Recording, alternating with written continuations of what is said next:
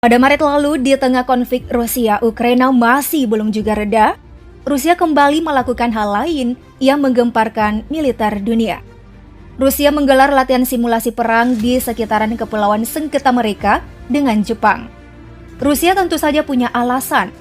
Ini jadi bentuk penolakan Rusia tak ingin berdamai dengan Jepang setelah Perang Dunia Kedua ditambah lagi invasi ke Ukraina. Jepang terganggu dengan Rusia karena mulai memasuki area sengketa mereka. Kedua negara ini memang memiliki konflik di masa lalu.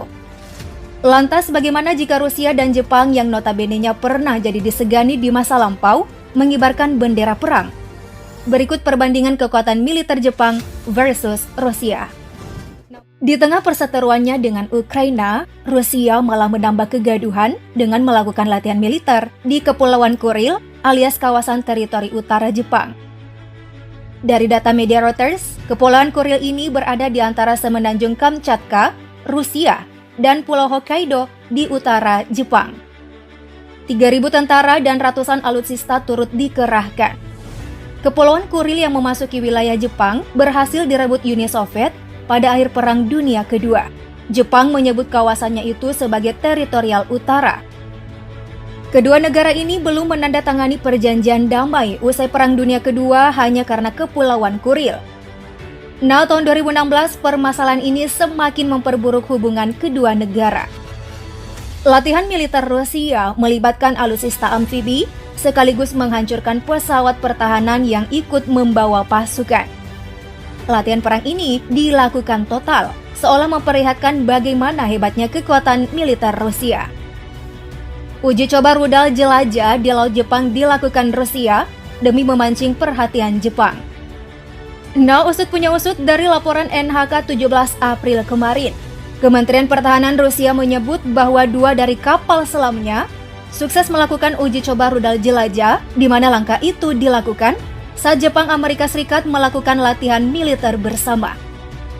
Jadi rudal kaliber diluncurkan Rusia dari 2 kapal selam bertenaga diesel, ada Petropavlovsk-Kamchatsky dan Volkhov. Rudal jelajah kaliber ini pun dipakainya dalam perang mereka melawan Ukraina. Lebih dari 15 kapal dari armada diturunkan dalam latihan. Angkatan Laut Amerika Serikat dan pasukan bela diri maritim Jepang menggelar latihan bersama di Laut Jepang, nyatanya mengundang respon sigap Rusia untuk memeriksa bagaimana jalannya kegiatan bersama Jepang Amerika Serikat itu. Bagi Kementerian Luar Negeri Jepang, aksi Rusia hanya memicu tindakan yang akan meningkatkan ketegangan di Asia Timur Laut.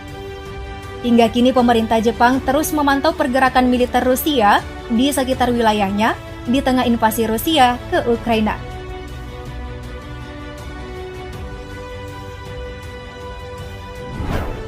Next, kita lanjut melihat bagaimana perbandingan kekuatan militer kedua negara. Laman JFP menempatkan Jepang di posisi kelima dunia, sedangkan Rusia belum bergeser di peringkat kedua. Jumlah prajurit Jepang 240.000 personil aktif, 55.000 personil cadangan, dan 14.000 paramiliter. Sedangkan Rusia memiliki 850.000 personil aktif, 250.000 personil cadangan, dan 250.000 paramiliter. Iya, sangat jauh jumlah personil militer mereka.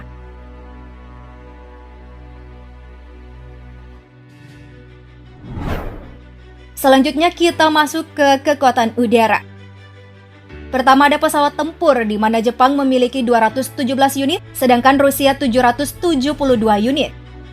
Pesawat serangan khusus Jepang 23 unit, sedangkan Rusia 739 unit. Pesawat misi khusus Jepang 164 unit, sedangkan Rusia 132 unit. Nah, pesawat pengangkut Jepang